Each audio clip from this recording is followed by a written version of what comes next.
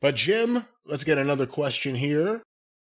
This one was sent to CornyDriveThru at gmail.com from David Robertson, Joliet, Illinois. What did wrestlers typically do when they retire for money? I'm sure most didn't make enough to live off for the rest of their lives. Was there a particular line of work that attracted them? Was it hard for them to adjust to a normal life? Any weird jobs that you know of? Thank you for your time. Well, I mean, that's all over the place, because think how many thousands of wrestlers there have been. And I mean, I've heard or seen of guys having every kind of job in the world, from selling used cars or, being a security guard to bail bonds to David Schultz became a bounty hunter. Firpo became a mailman. Pampiro Firpo worked for the post office for years and years and years. And but now don't just assume that no wrestlers just retired. A number of wrestlers have retired and been just fine. You didn't see, Bruno Sammartino working as a fucking usher down at the local movie theater after his wrestling days were done.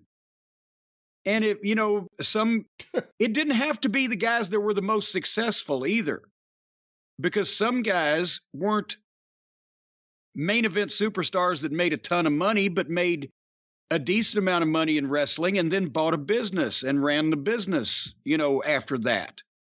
And other times, guys made 5 bloody fortunes and, pissed it all away. That goes back to Strangler Lewis, for God's sake, or any major movie star from the silent era, so that's all over the place. But a lot of times guys got jobs that, big fucking guys, would be predisposed to get. The bouncers and the bail bondsmen and the people who push other people around type of thing. That was a low-level, entry-level job, but it's all over the page, from the penthouse to the outhouse.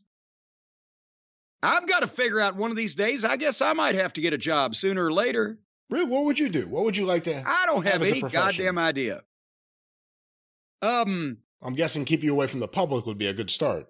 Well, that'd probably be, for the public, that would be a good thing. Like I've said, besides wrestling, if I had never been involved in wrestling, I would have ended up writing something somehow, whether it had been for books, magazines, newspapers, reporting, whatever. And the only other thing I really thought of after I got in the wrestling business was, at some point I'd like to done radio, because I guess that's kind of what we're doing now.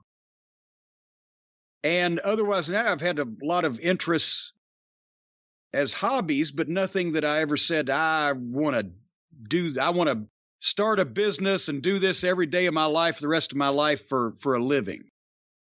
I've never really had any fallback plan. One of these days I'm going to need one. I can see it coming. By the time I'm 80, I may need something to occupy my time.